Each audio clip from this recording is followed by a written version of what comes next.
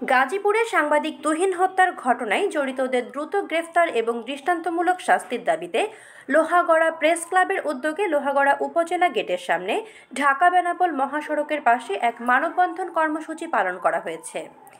রবিবার 10ই আগস্ট সকাল 11টার দিকে লোহাগড়া প্রেস ক্লাবের আহ্বায়ক সেলিম জাহাঙ্গীরের সভাপতিত্বে এবং সদস্য সচিব শিমুল হাসানের সঞ্চালনায় এই কর্মসূচিতে বক্তব্য রাখেন নড়াইল জেলা বিএনপি সাংগঠনিক সম্পাদক টিপু সুলতান, সিনিয়র সাংবাদিক রূপক মুখার্জি, মারুফ সামদানি, সর্দার রইজউদ্দিন টিপু, মোহাম্মদ রেজাউল ইসলাম, ওবায়দুর রহমান, মনির খান প্রমুখ।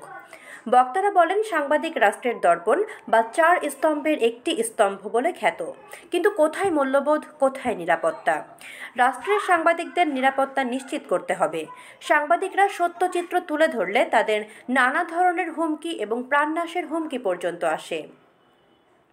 সরকারের কাছে আমাদের দাবি, সাংবাদিকদের নিরাপত্তা নিশ্চিত করতে হবে। দ্রুত তুহিন হত্যার বিচার করে দেশ এবং জাতিকে নিশ্চিত করতে হবে।